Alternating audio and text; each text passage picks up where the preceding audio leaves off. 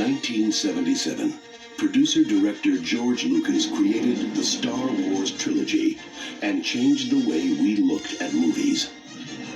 Now, 20 years later, using new digital technology, Lucas and his creative teams at Lucasfilm, THX, Skywalker Sound, and Industrial Light and Magic have completely restored, enhanced, and added to these classic movies to create the Star Wars Trilogy Special Edition.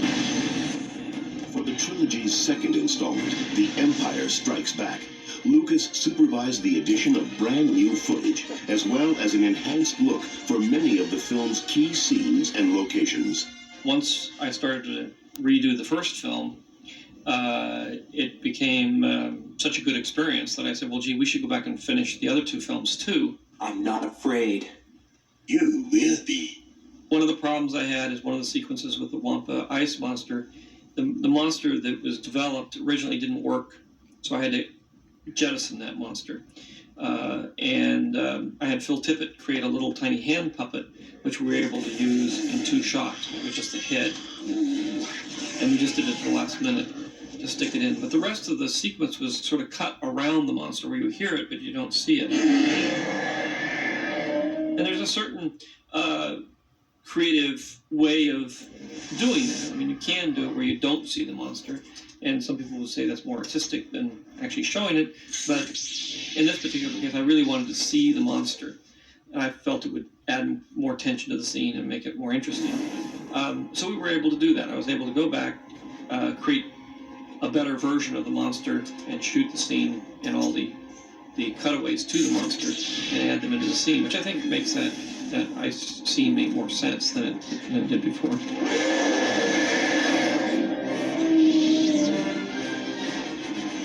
The snow battle was a challenge when we did it, because nobody had ever done blue screen matting on a white surface. Usually do it on dark surfaces. Here we go, dude. Action!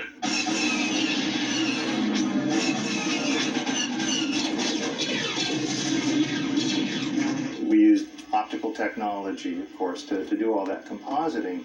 And a telltale sign that something's been optically composited is a black line around it. And when you have a sequence that takes place in outer space against stars, it's easy to reach a point where those black lines don't show up. But when you have a sequence that takes place against snow in the daylight, every hint of that black matte line becomes very visible. And so the first time through doing the snow battle here 17 years ago, a lot of effort went into finding ways to minimize that black line. One of the ways was to not print all of the elements at their full opacity. All right, coming in. Consequently, when you see the snow battle on film, you may notice that there's part of the scenery is visible through the cockpit. And it was a constant trade-off of, well, how transparent can we make the cockpit? At what point is the black line more objectionable than the transparency? And so there was an opportunity to go back into those shots, use the computer technology, and eliminate all the transparency, but also not have any matte lines.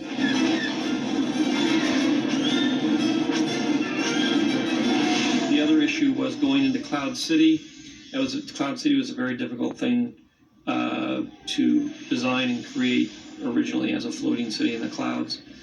Some of the matte work there wasn't very good. And when they built the set, it's very confined. It's a very small set. It doesn't look out onto anything. It's just, you get this, it's a very claustrophobic kind of set. And that always bothered me. I wanted to be more open, see more of the city. And so what we've done is we've added to the approach of the city, similar to what we did with Mos Eisley in Star Wars. I mean, there's many more shots coming up to the city. You get to see more of the city. You get to see more speeders and those sorts of things.